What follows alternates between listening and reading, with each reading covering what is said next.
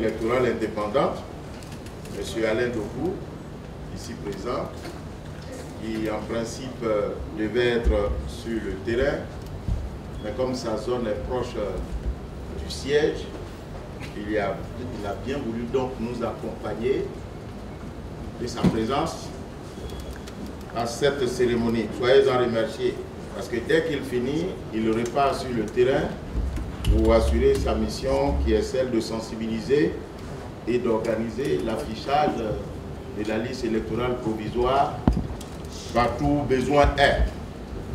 Mesdames et messieurs les représentants des partis et groupements politiques, mesdames et messieurs les représentants des organisations de la société civile, monsieur le directeur de cabinet, monsieur le secrétaire général ici présent, mesdames et messieurs les membres du cabinet du président de la commission électorale indépendante, mesdames et messieurs les directeurs, sous-directeurs et chefs de service,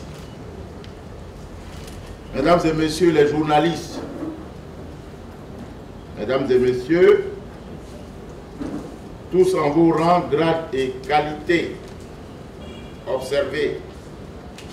Je voudrais, avant tout propos, remercier vous tous ici présents, représentants des partis politiques, représentants des organisations de la société civile, pour avoir bien voulu distraire une partie de votre temps si précieux pour prendre part à la présente réunion d'information relative à la publication de la liste électorale provisoire et à l'ouverture prochaine du contentieux de la liste électorale provisoire.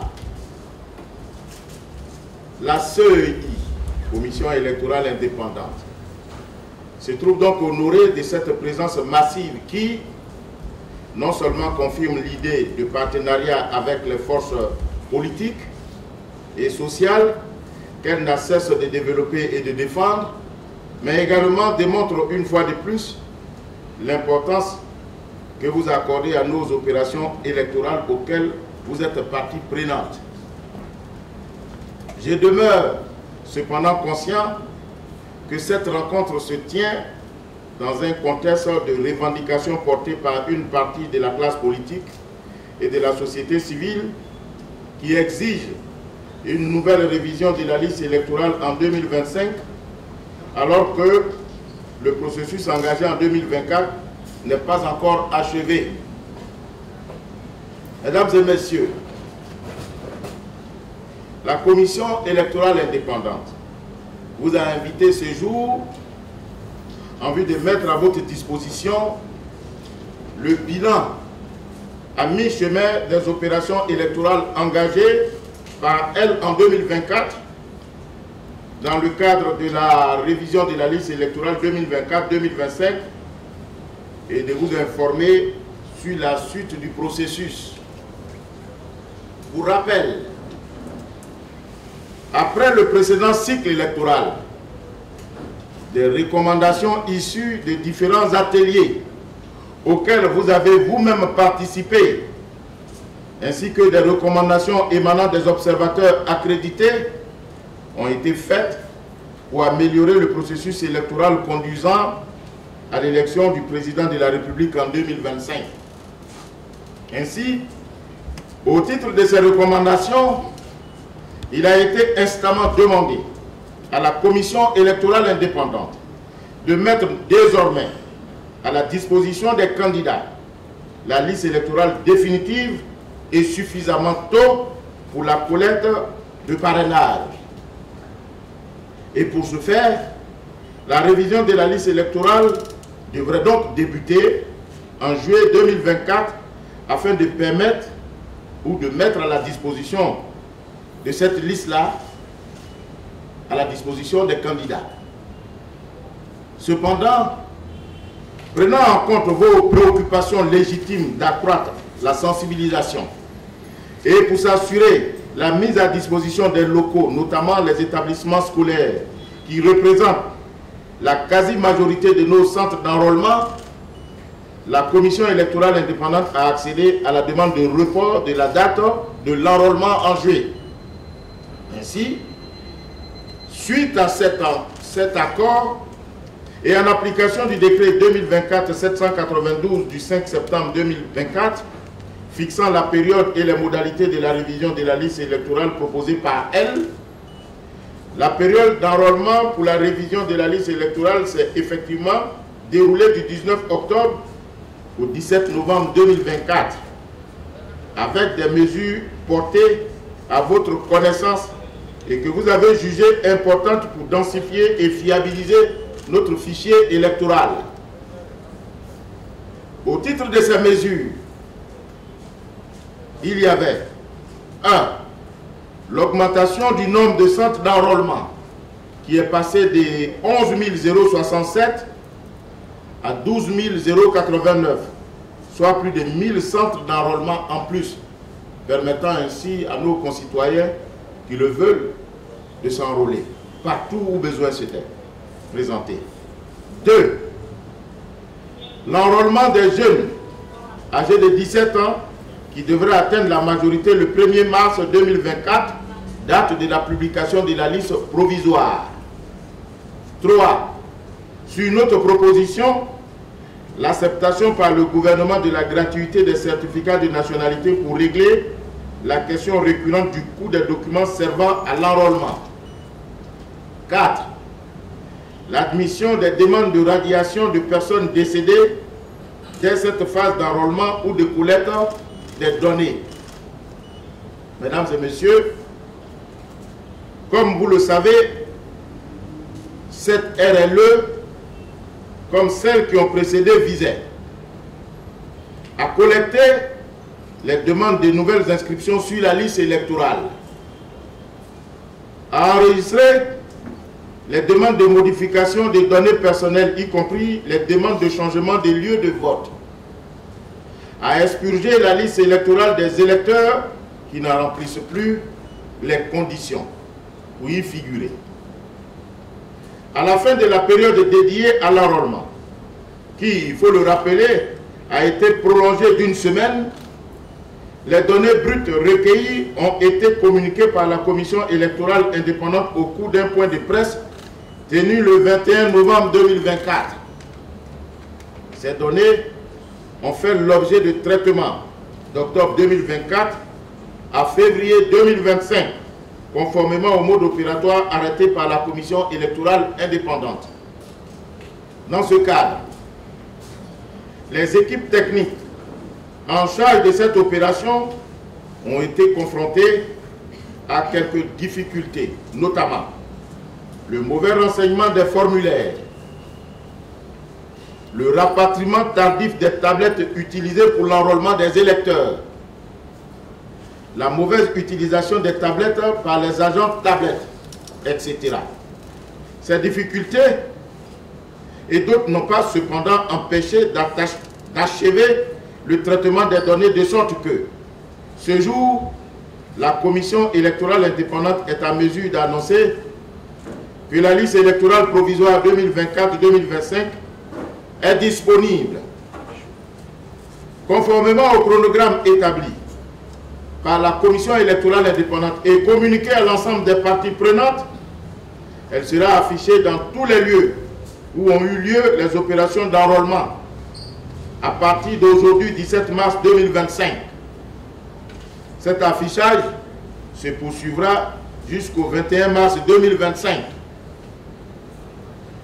Je suis également heureux d'annoncer que, conformément à une tradition désormais bien établie et dans un souci de parfaite transparence, un exemplaire sur clé USB sera également remis aux partis présents ce jour dans notre enceinte.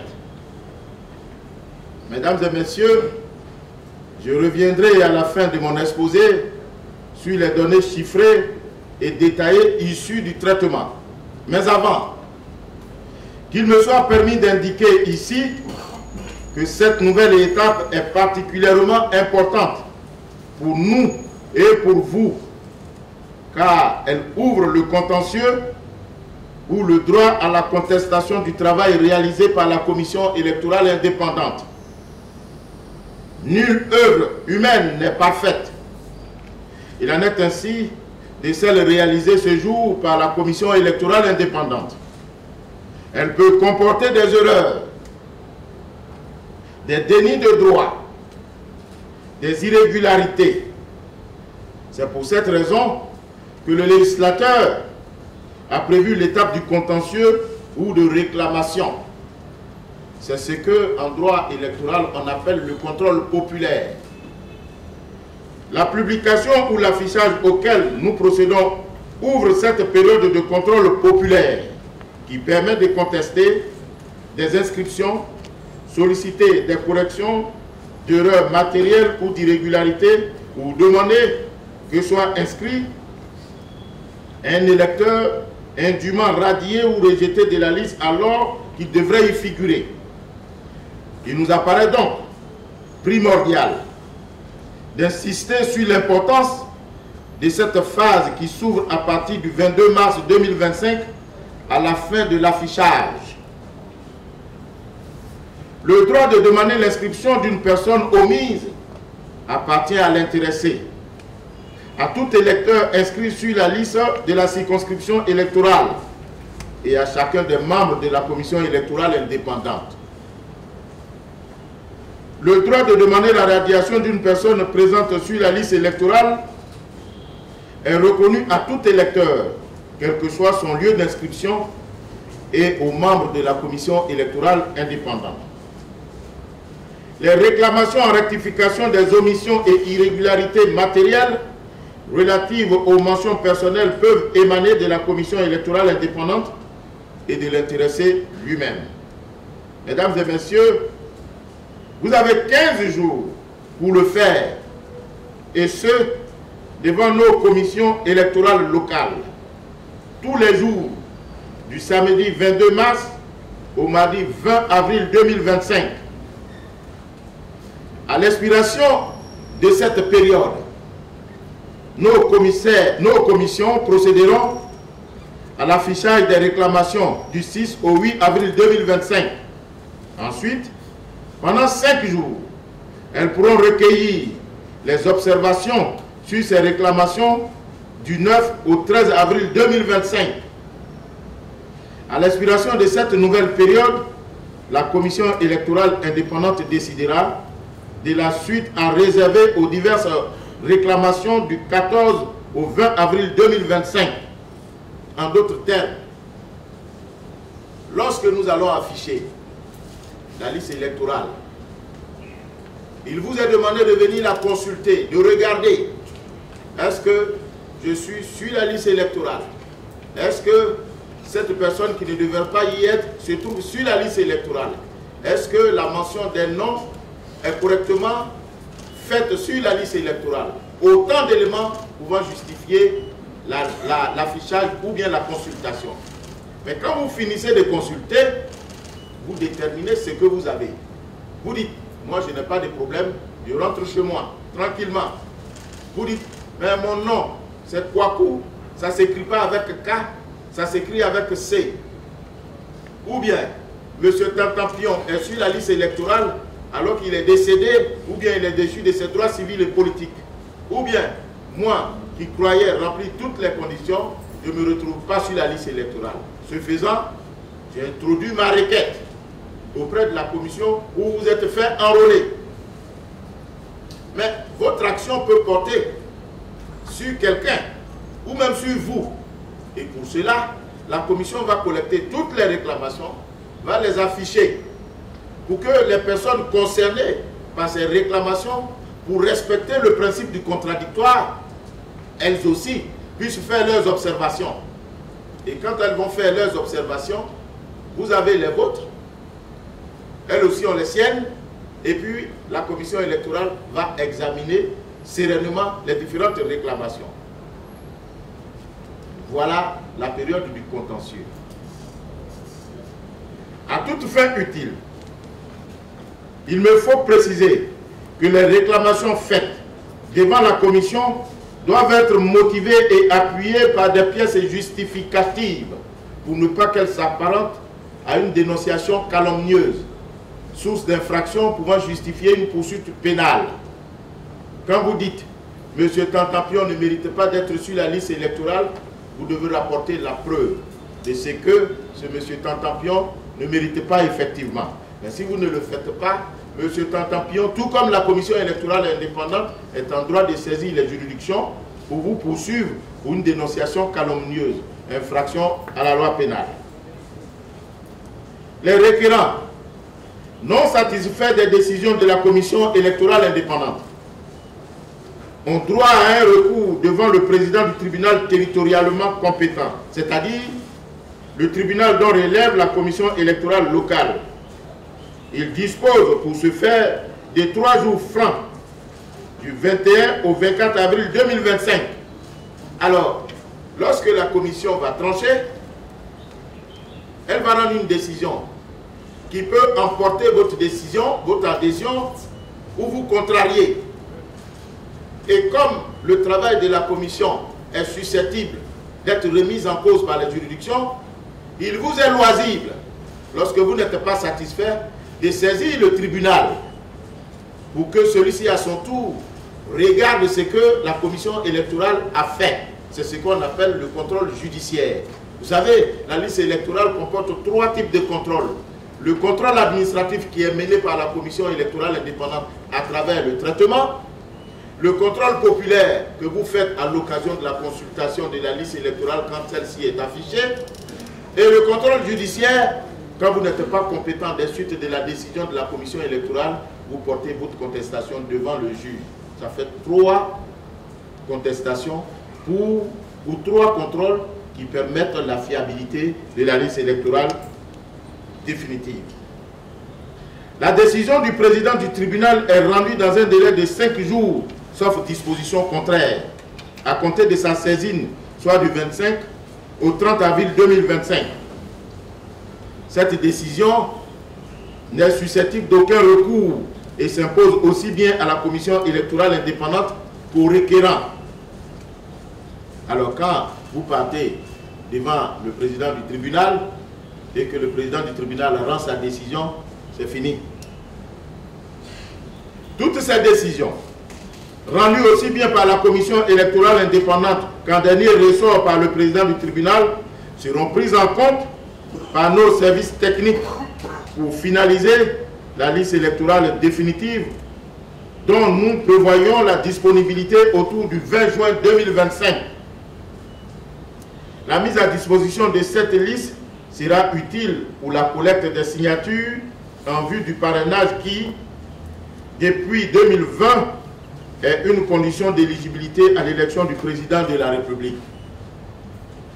Mesdames et messieurs, comme vous pouvez l'observer, nous avons à exécuter un calendrier extrêmement serré et précis qui ne laisse pas de place pour une nouvelle révision avant l'élection présidentielle du 25 octobre 2025.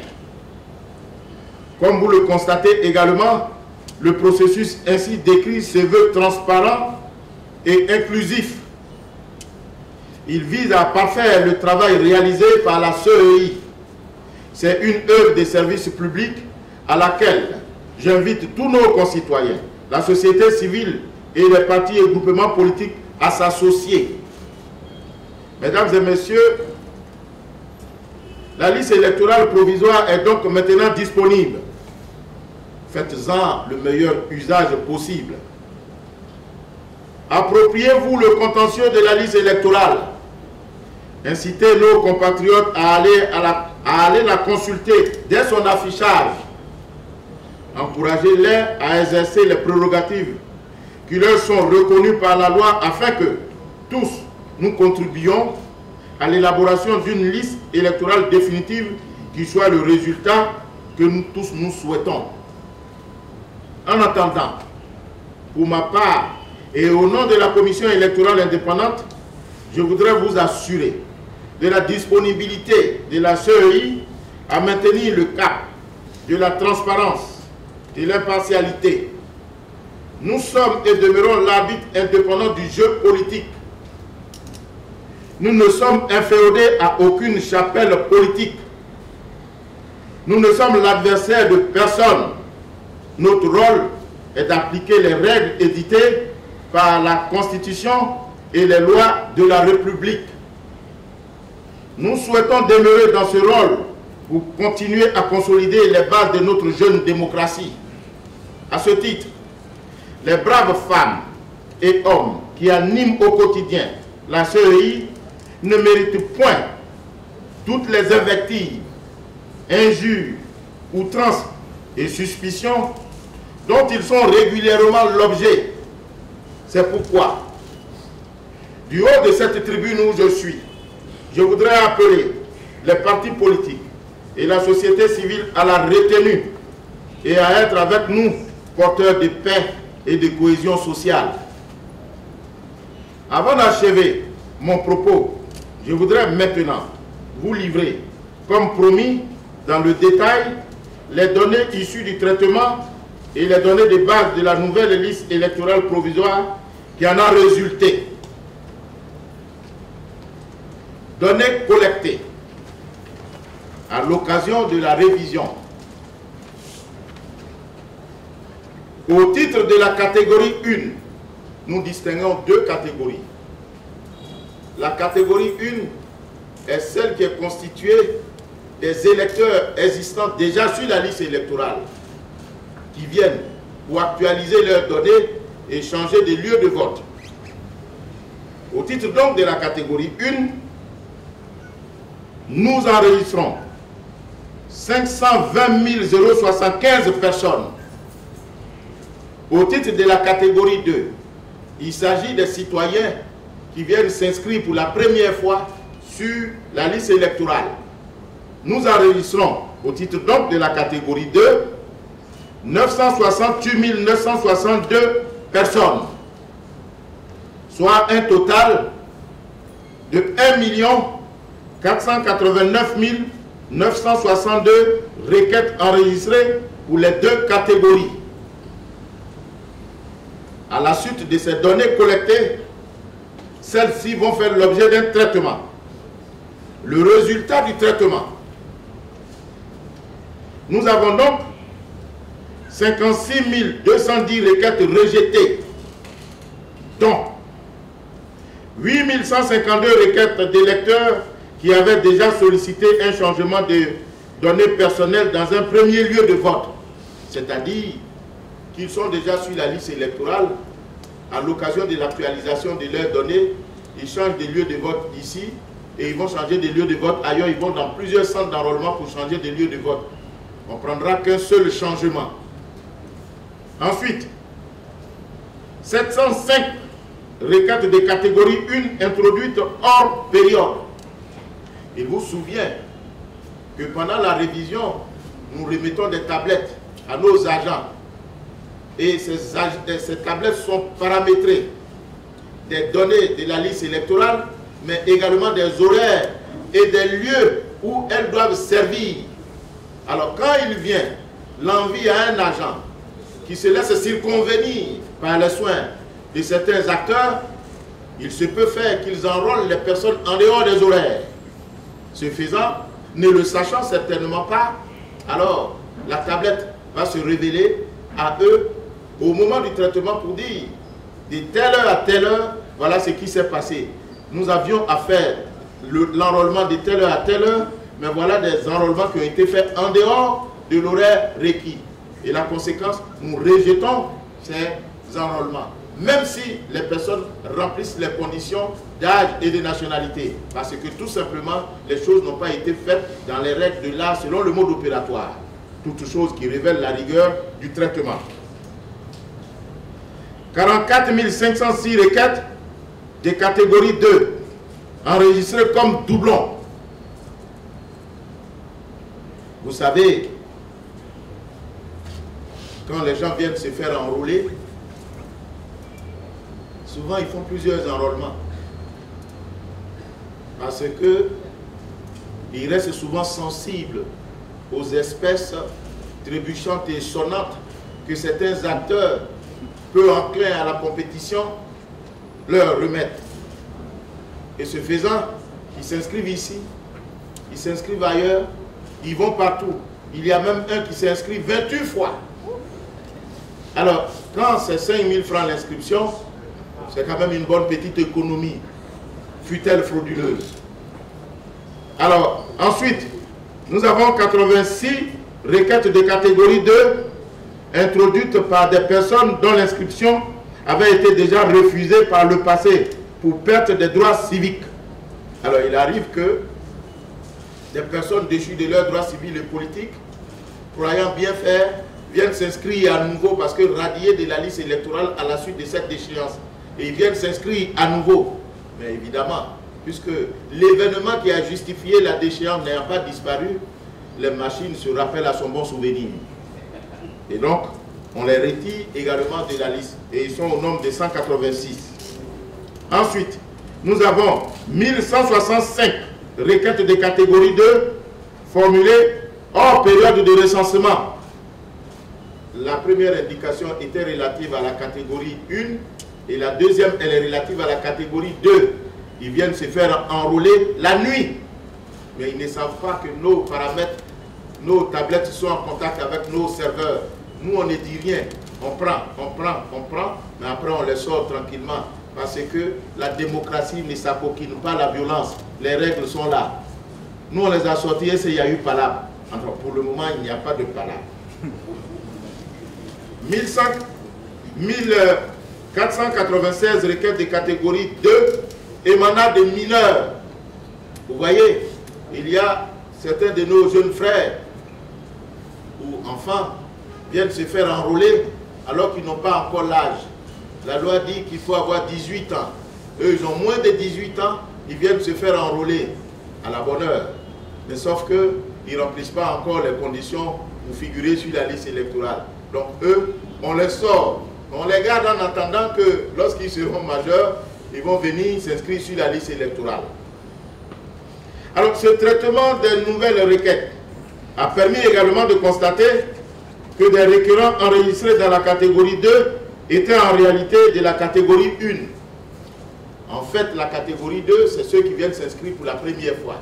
Et la catégorie 1, c'est ceux qui sont déjà sur la liste électorale, mais qui viennent actualiser leurs données. Alors, il arrive que certains de nos parents, en 2008-2009, où on a couplé les deux révisions, c'est-à-dire recensement général de la population et puis identification électorale, n'ont pas su qu'ils étaient déjà sur la liste électorale quand ils demandaient la carte nationale d'identité. Ne le sachant, ils viennent se faire enrôler. Donc, ils sont déjà sur la liste électorale. Nous, on les sort de la catégorie 1 et on les ramène à la catégorie, on les sort de la catégorie 2 et on les ramène à la catégorie 1. Et ils sont au nombre de 151 852. Il a fallu donc procéder à des disqualifications et ensuite à des réqualifications puisqu'ils remplissent les conditions pour être sur la liste électorale, sauf qu'ils se sont trompés de catégorie. En conséquence de ces rejets et de ces opérations de réqualification, la Commission électorale indépendante a retenu finalement 1 432 827 nouveaux recensements ainsi qu'il suit. Pour la catégorie 1, 663 070 requérants. Pour la catégorie 2, 769 757 requérants. De ce dernier chiffre, 12 requérants déchus de leurs droits civils et politiques ont été retirés. Vous savez, quand vous venez vous inscrire, nous on collecte toutes les données, mais après on soumet ces données à des critères prévus par la loi, parce que la loi dit ne peuvent s'inscrire que ceux qui bénéficient, qui jouissent de leurs droits civils et politiques. Donc parmi les nouveaux qui ont sollicité leur inscription, il y avait des personnes qui étaient déchues de leurs droits civils et politiques et ils étaient au nombre de 12. Donc eux aussi, ou elles aussi, ces personnes-là, on les a sortis.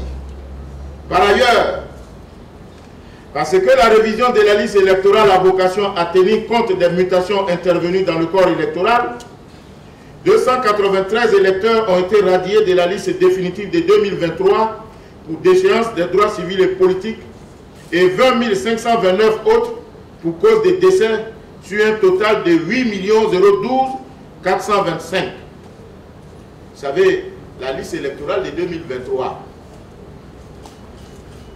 c'est elle qui fait l'objet de la révision pour être la liste électorale de 2024-2025. Et ce faire, sur cette liste, nous écrivons au ministère de la Justice pour nous donner la liste des personnes déchues de leurs droits civils et politiques chaque année. Et au ministère de l'Intérieur, de nous donner la liste des personnes décédées. Donc ces personnes décédées et déchues de leurs droits civils sont sorties, sont retirées de la liste électorale de 2023 qui était composée de 8 012 425. Au total, à l'issue de toutes ces opérations de traitement qui ont porté à la fois sur la liste définitive de 2023 et sur les nouvelles données recueillies en 2024, la liste électorale provisoire aujourd'hui disponible compte au total 8 761 348 électeurs répartis comme suit. Hommes, 4 528 554.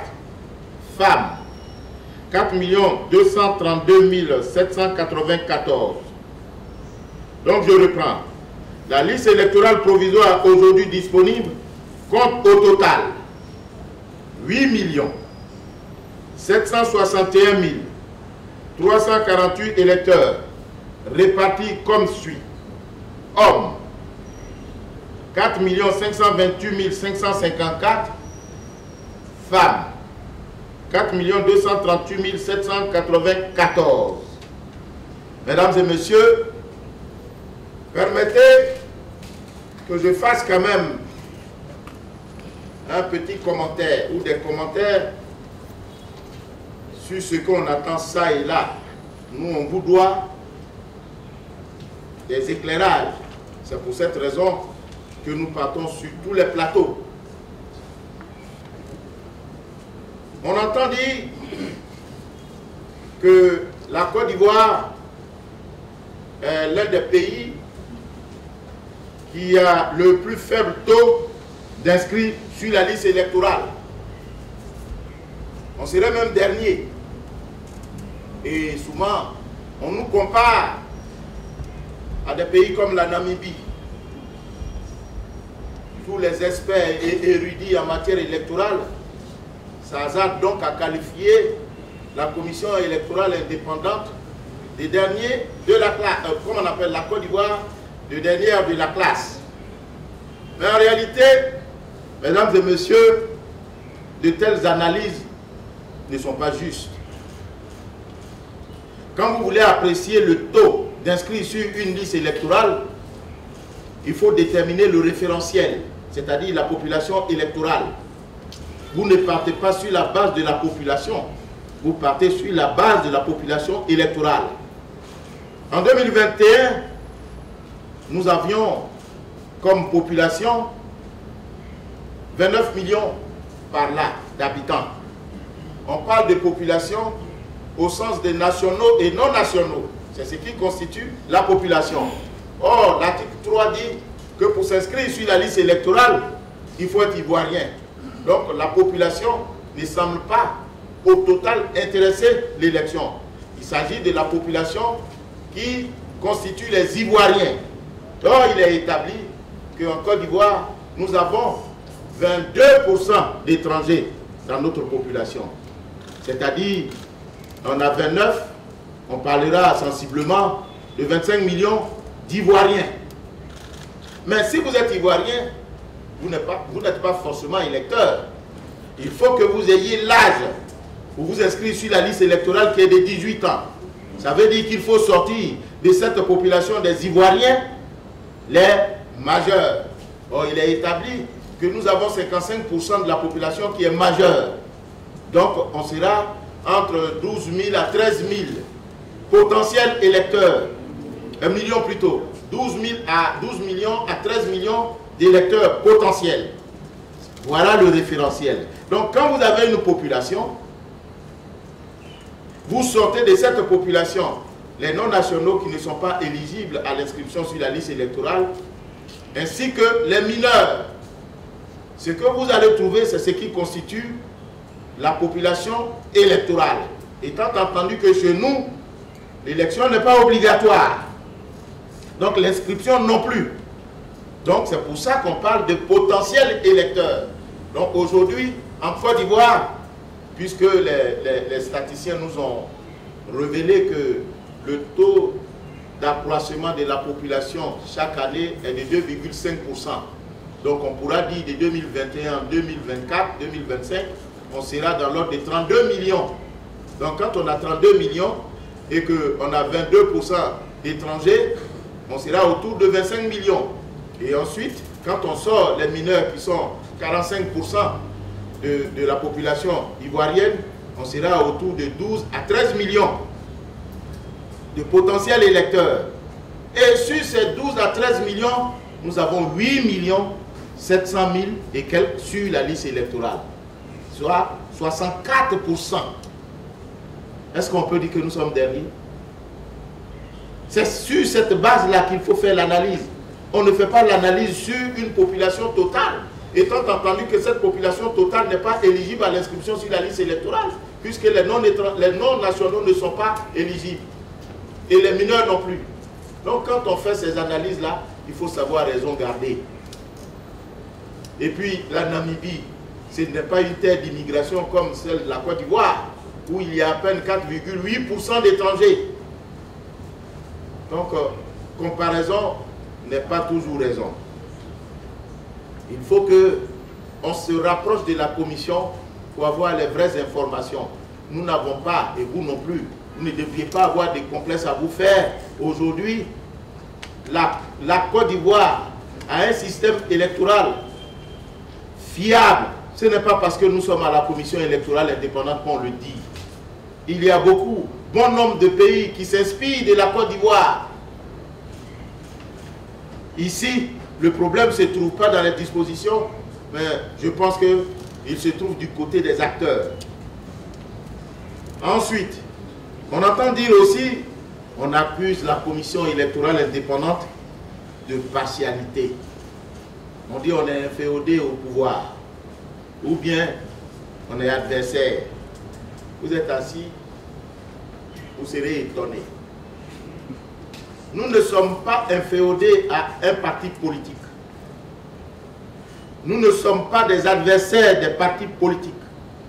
Parce qu'il y a un principe qui est admis en politique, on ne fait pas de passe à son adversaire. Si nous étions des adversaires, bon nombre de citoyens, candidats de l'opposition, ne seraient jamais devenus députés, ne seraient jamais devenus sénateurs, ne seraient jamais devenus des conseillers régionaux. Et pour exemple, à l'élection des députés de 2011, 91 sièges sont revenus, 2021 plutôt, 91 des sièges sont revenus à l'opposition. Et 25 sont revenus aux indépendants. 76 sièges sont revenus à ceux qui n'ont aucune présence quelque part. Alors si nous étions inféodés, ou si nous étions des adversaires, comment ferait-il pour être élu? Parce que le principe est qu'on ne fait pas en politique la passe à son adversaire. Et pour être plus concret, pour l'élection des députés en 2021, à Port-Boué, le PDCI RDA était opposé au RHDP. Le PDCI RDA a remporté la victoire. Si nous étions inféodés au pouvoir et que nous étions des adversaires, on n'aurait pas fait de passe à cet adversaire. À Yopougon, le PDCI RDA et EDS étaient opposés toujours à l'élection des députés au RHDP. Le PDCI RDA a été vainqueur. Si nous étions inféodés au pouvoir et que nous étions des adversaires, ils n'auraient pas remporté cette victoire. Ensuite, à Tankessé, où il y a M. Kwaku Bredoumi Soumaïla Traoré, PDCI RDA était opposé au RHDP, Aïdara Swalio. M. Kwaku Bredoumi aujourd'hui, M. Kwasi Bredoumi est député aujourd'hui à l'Assemblée nationale. Il est PDCI, il a remporté. Si nous étions inféodés au pouvoir et adversaire, il n'aurait jamais été élu parce qu'on ne fait pas la passe à son adversaire. À Zéo, le PDCI RDA, en coalition avec EDS, était opposé au RHDP. Le PDCI RDA a remporté la victoire aux législatives à Zéo. C'est-à-dire Bléoué Zibiao, Blé Némécoin, Yeouzon, Guinglon, Ouaké et Zéo. C'était cette circonscription-là. Le PDCI a remporté. Si nous étions inféodés ou adversaires, ça ne serait jamais fait ainsi. Et Ando Krekrenou, Béoumi et Kondrobo, c'est mon excellent grand frère, l'honorable maître Blessi, PDCI, il était opposé au ministre Sidi Tiemoko Touré, RHDP. Il a remporté la victoire. Si nous étions inféodés au pouvoir ou des adversaires, on ne lui aurait jamais fait la passe. Mais c'est parce que nous sommes des arbitres. Et je peux citer comme ça, au niveau des élections, de l'élection municipale, Cocody, Makori, le Plateau, Yamsokro, le PDCI a remporté toutes ces victoires, toutes ces élections contre le PDCI, contre le RHDP qui est au pouvoir. Si nous avions été inféodés au pouvoir, ce sont des choses qui n'allaient jamais avoir lieu. Je tiens à insister sur ces choses-là parce que ce sont des petits actes négatifs qui affectent la crédibilité de la commission électorale indépendante. Et je ferai de sorte que ces documents vous soient remis après, pour que vous puissiez vous-même vous faire une idée. Et il n'y a pas que seulement l'élection municipale, le conseil, l'élection régionale, et puis également la sénatoriale. Le PDCI a été opposé, le PPACI ou bien le FPI ou EDS en son temps ont été opposés au parti au pouvoir, mais ils ont remporté. Voyez-vous, j'ai une anecdote à vous donner. Le jour des élections, un candidat à Yopougon, je ne sais pas où il a eu mon numéro, il appelle Monsieur le Président. Monsieur le Président, ils sont en train de nous voler notre victoire à Yopougon. On ne cite pas ses contemporains, comme on dit. Je me renseigne, mais pour faire preuve de notre transparence et notre objectivité, j'ai demandé à ce que toutes les commissions locales, dont était bien entendu le superviseur, M. Dogou, de venir à la commission électorale indépendante, de 18 h jusqu'à 4 h du matin, alors que rien ne le justifiait d'ailleurs. Nous avons computé et nous avons accordé la victoire à celui qui la méritait. C'était les partis de l'opposition, qui sont aujourd'hui députés. Apparemment, ils ne s'en souviennent plus. Et ils considèrent que la commission électorale indépendante est contre eux. Non, il ne faut pas tromper les gens. Nous ne sommes pour personne et nous ne sommes contre personne. Nous sommes dans l'antre de la loi. Et c'est ce qu'il faut retenir.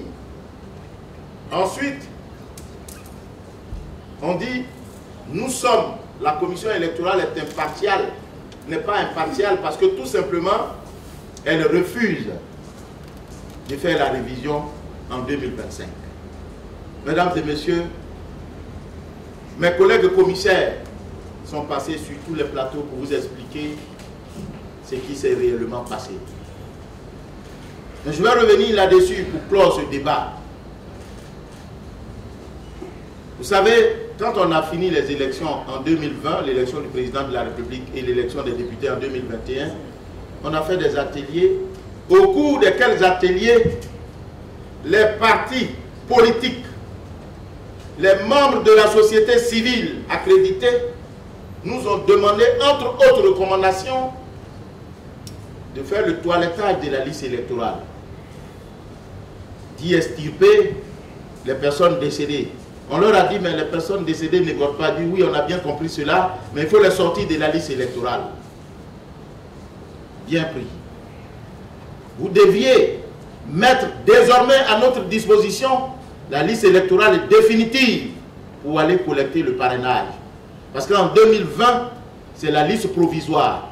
Et nous, on est d'accord avec eux. Parce qu'on a tous connu des désagréments à l'usage de la liste provisoire pour la collecte du parrainage. Vous savez pourquoi? Le parrainage, c'est en 2020 que ça a été expérimenté pour la première fois dans le système électoral ivoirien.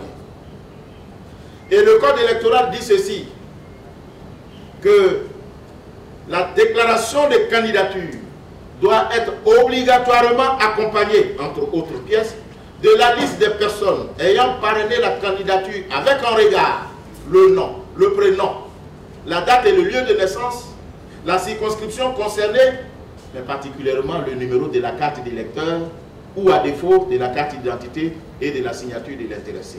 Condition de validité du parrainage. Or, il se trouve que, étant coincé par le temps, on a eu à utiliser la liste provisoire parce que nous n'avions jamais expérimenté le parrainage. Mais celui qui s'est inscrit sur la liste provisoire, qui n'a pas vocation à éditer la carte d'électeur, comment fait-il pour prouver sa qualité d'électeur? On dit non, il peut montrer sa carte d'identité. Il dit, mais je suis venu me faire enrôler avec le certificat de nationalité. Voilà pourquoi certains des candidats avaient perdu un certain nombre de parrainages à leur profit parce que les personnes ainsi inscrites qui ont parrainé leur candidature n'ont pu justifier leur qualité d'électeur. Pour ne plus retomber dans cette situation et en accord avec les partis politiques, ils nous ont dit désormais, plus jamais vous devez mettre à notre disposition une liste provisoire pour aller collecter les parrainages. C'est la liste définitive. Et ensuite, il faut la mettre suffisamment tôt, de 3 à 6 mois à notre disposition, avant le délai même dédié au dépôt du dossier des candidatures. C'est nos partenaires. On dit d'accord. Mais si vous voulez que ça soit fait ainsi, la révision de la liste électorale va commencer en juin 2024. Ils disent d'accord. Venue cette date, ils disent il pleut. Ils disent qu'on n'a pas suffisamment sensibilisé nos militants. Donnez-nous du temps. Nous partons en septembre. En septembre, ils disent c'est la rentrée. Les parents seront plus préoccupés à l'inscription de leurs enfants à l'école que de venir s'inscrire sur la liste électorale. C'est comme ça qu'on a opté pour le 19 octobre jusqu'au 17 novembre. Tout ce que je dis, c'est comme aujourd'hui, ils sont tous là. Tous les partis politiques étaient là. Et on a fait ce programme. Mais quand vous reculez la date de la révision de la liste électorale, mais vous reculez également la date de la mise à disposition de la liste définitive à votre disposition. C'est tout. Et donc, nous sommes partis de juillet jusqu'en octobre. Mais la conséquence, on ne peut pas, puisqu'il était prévu de vous mettre la liste électorale définitive en mars, pour que vous ayez mars, avril, mai, juin, juillet et août même, 6 mois comme vous l'avez souhaité. Mais comme vous avez reculé, on ne peut plus le faire. On est obligé de vous donner la liste définitive en juin. Mais entre-temps, il faut qu'on fasse le traitement. Mais à notre grande surprise, une partie des acteurs politiques nous demande de faire la révision. On dit qu'on ne peut pas faire une révision dans une révision. On n'a pas terminé la révision qui est en cours. Parce que quand vous devez faire une révision, mais vous vous inspirez de la révision précédente. Or, celle qui précède n'est pas terminée. Comment vous allez paramétrer les tablettes? Vous savez ce qu'ils nous ont répondu? Non. Nous nous sommes accordés, vous pouvez faire le parrainage avec la liste provisoire. Chose que eux-mêmes, ils ont décrié au cours de notre atelier. Et aujourd'hui, ils nous disent, vous pouvez utiliser la liste provisoire. Mais les règles ne sont pas faites seulement que pour vous. Nous aussi, on a eu des problèmes à l'utilisation de la liste provisoire. Voilà autant d'éléments qui ont justifié qu'on ne fasse pas droit à cette requête. Encore que, nous avons dit que lorsque on se rencontrait, conscient de ce que on n'allait pas faire la révision de la liste électorale en 2025, on a augmenté le nombre de centres d'enrôlement et on a autorisé les mineurs de 17 ans à se faire enrôler en 2024 pour qu'avant la publication en 2025, ils puissent devenir majeurs, ils puissent s'inscrire. Voilà. C'est tout le sens de notre mécanisme, de notre accord. Or, que dit le Code civil sur les accords? Les accords ou les conventions légalement conclues entre les parties tiennent lieu de loi à ceux qui les ont faites.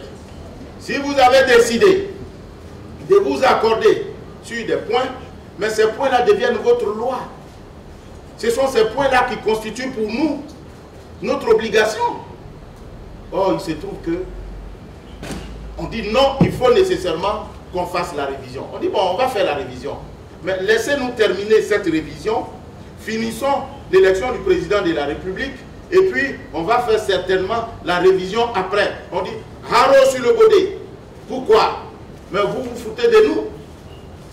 Mais la révision de la liste, elle est faite pour l'élection du président de la République, c'est faux. Que dit l'article 6, dont tout le monde s'inspire tant? L'article 6 dit ceci: la liste électorale est tenue à jour annuellement pour tenir compte des mutations intervenues dans le corps électoral. Ce qui motive une révision, ce n'est pas une élection. Ce sont les mutations qui sont intervenues dans le corps électoral. C'est pour cette raison que la révision se fait en dehors des années électorales. Si la révision était liée à l'élection, on ne l'aurait jamais fait en 2023. On ne l'aurait pas fait en 2024. Vous avez fait une élection en 2024? Est-ce qu'on a fait une élection en 2022? Mais c'est parce que justement, la mutation dont on a parlé tout à l'heure, c'est-à-dire l'actualisation des données, l'âge, et puis les décès et les déchéances des droits civils, qui sont des mutations qui interviennent dans le corps électoral, naissent chaque année. Et il faut mettre à jour. En fait, le nom véritable même de cette opération, c'est révision mise à jour. Voilà tout le sens. Alors on dit, la commission électorale indépendante a viole les tests. On dit quel test? On dit l'article 6. L'article 6 dit que vous devez faire annuellement la révision de la liste électorale. Bien d'accord avec vous. Sauf que l'article 11 dit quoi? La période d'établissement de la liste électorale ainsi que ses modalités pratiques d'exécution sont fixées par un décret pris en Conseil des ministres sur proposition de qui? Sur proposition de la CEI. C'est la CEI qui détermine la période. Ce n'est pas vous. Et vous nous avez demandé, on dit, bon, comme vous nous avez envoyé en mission, nous allons le faire maintenant, mais après nous allons faire. Vous dites non. Mais alors, pourquoi vous voulez qu'on respecte vous, votre volonté, même si celle-ci contrarie la loi? Vous nous interpellez parce qu'on doit faire la révision annuellement, parce que contenu dans la loi, mais on vous dit que cette même loi dont vous vous inspirez, vous trouvez le charme de nous informer chaque fois, de nous rappeler à nos obligations, dit également que c'est à la commission de déterminer la période d'établissement de la liste électorale. Vous dites non, on ne nous soumet pas à cela. Mais vous savez, j'ai un souci avec telle façon de procéder. La commission a un souci avec cette façon de procéder. Vous savez, il y a une locution latine d'origine romaine en droit qui dit ceci: tu patere legem quam fecisti. Souffre de la loi que tu t'es toi-même faite. C'est-à-dire, quand tu te fais une loi, tu supportes les conséquences de cette loi. Pour l'appliquer à notre pratique ici, avant, c'était le ministère de l'Intérieur qui organisait les élections. On a trouvé que le ministère de l'Intérieur était partial, parce qu'étant un démembrement du pouvoir, parti au contentieux électoral. Donc, à l'occasion de la révision de la Constitution de 2000, on y a inséré un nouvel organe qui était la Commission électorale indépendante en charge des élections. Et pour assurer cette indépendance, les partis politiques et la société civile se sont accordés pour dire qu'il faut nous faire représenter, ou à défaut que nous, par nos soins, nous désignons des personnes, des personnalités pétries de vertus au sein de cette commission. Et c'est ce qui fut fait. Aujourd'hui, nous sommes 18 que vous-même vous avez désigné. Mais quand cet organe-là décide quelque chose, vous décidez de ne pas vous y soumettre. Est-ce que c'est comme ça que ça doit fonctionner? C'est là que vient l'adage tu patere legem quam fecisti. Quand tu décides toi-même de créer un organe, quand tu décides de toi-même d'y désigner des personnes habilitées à animer cet organe, mais quand cet organe prend des décisions, vous y pliez. Oh, vous ne vous y pliez jamais. Et si vous avez remarqué, c'est depuis 2000. la commission était en train de proclamer les résultats en 2000, on l'a suspendu. En 2010, la commission était en train de proclamer les résultats, on l'a suspendu. Mais qui vous allez respecter? L'organe que vous-même vous avez créé, où vous avez désigné vos représentants, décide, vous dites non. Ah, je comprends bien. La commission est indépendante quand elle obéit à ce que vous voulez. Mais de vous et de nous, qui est indépendant? C'est nous qui sommes en charge de l'organisation des élections. Et c'est nous qui disons ce qu'il y a lieu. Et si par extraordinaire, ce que la commission dit semble contrarier la loi, mais il vous est loisible, conformément à cette loi que vous-même vous avez votée, de recourir aux voies de droit. Vous voyez, le contentieux de la liste électorale est né de ce que la liste électorale étant l'œuvre de la commission électorale indépendante, quand elle contient des irrégularités, vous pouvez saisir le juge. Les candidatures, vous pouvez saisir le juge. La proclamation des résultats, vous pouvez saisir les juges. Alors, d'où est le problème? Quand on a décidé d'agir dans un État démocratique, les règles sont que on n'a pas recours à la violence, on n'a pas recours à la menace, on a recours aux voies de droit qu'on se soit même donné. Tout patere legem quam fecisti. Tu souffriras des conséquences de la loi que tu t'es toi-même faite. C'est ça. Il faut que cela soit dit et fait. Et c'est à ce prix-là que la Côte d'Ivoire connaîtra la paix. Si à chaque fois que vous êtes contrarié, vous demandez la dissolution de la commission électorale ou même la démission de ses acteurs, ce n'est pas juste, ce n'est pas comme ça que ça fonctionne. J'ai ouï dire, pourquoi on ne ferait pas comme au Ghana? Est-ce que vous savez qu'au Ghana, la commission est composée de 7 personnes et 3 sont nommés jusqu'à leur retraite?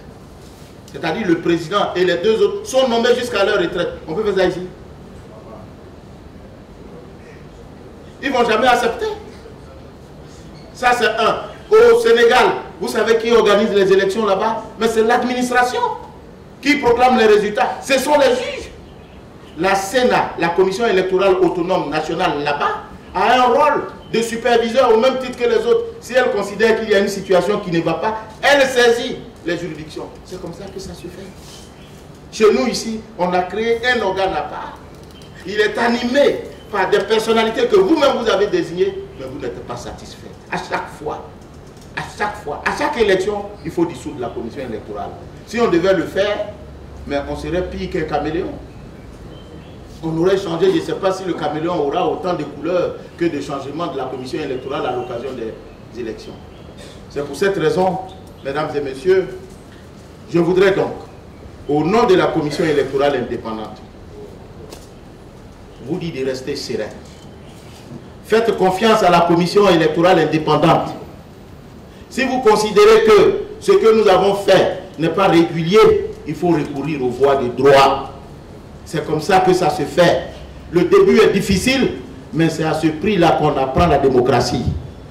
La violence n'a pas sa place. Les injures n'ont pas leur place. Il faut tout simplement recourir aux voies de droit.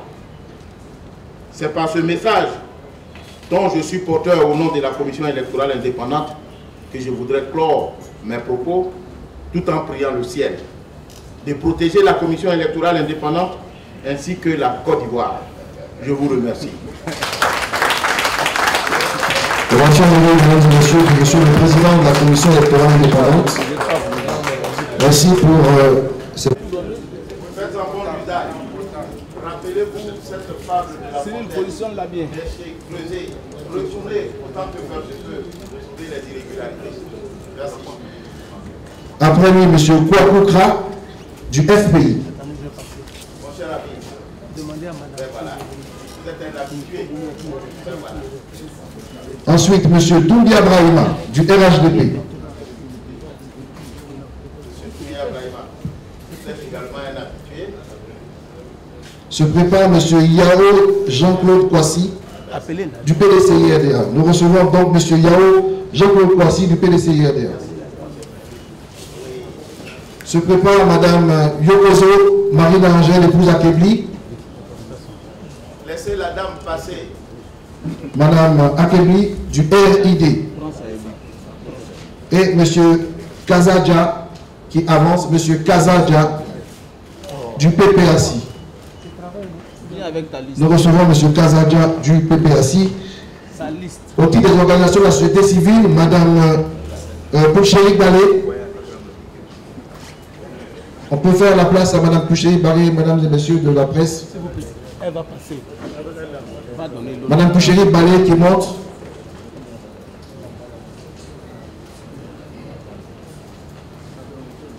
Monsieur Yazan, vous pouvez faciliter le passage, s'il vous plaît. Mme Pouchéri Balé. Voilà. Au titre des OSC qui représentent ACI.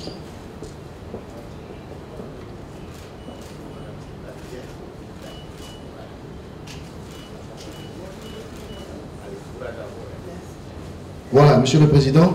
Ce sont donc pour cette cérémonie 7 organisations choisies. Donnez-moi, je vais continuer. Venez, quels sont ceux qui sont là? Donc, s'il vous plaît, uniquement les partis politiques pour l'instant.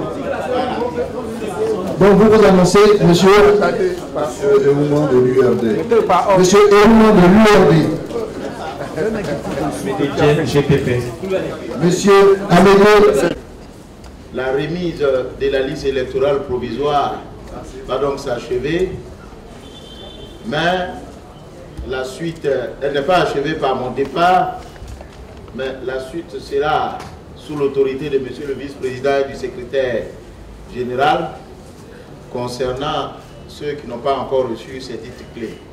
Dans tous les cas, comme l'a dit le maître des cérémonies, il est possible d'aller sur notre site dès aujourd'hui pour consulter cette liste électorale.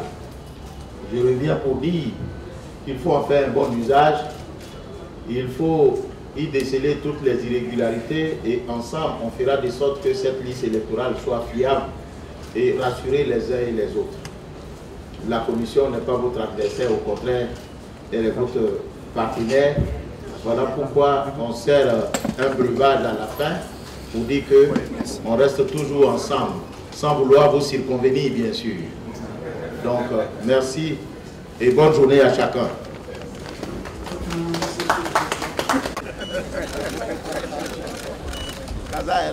Merci, monsieur le président.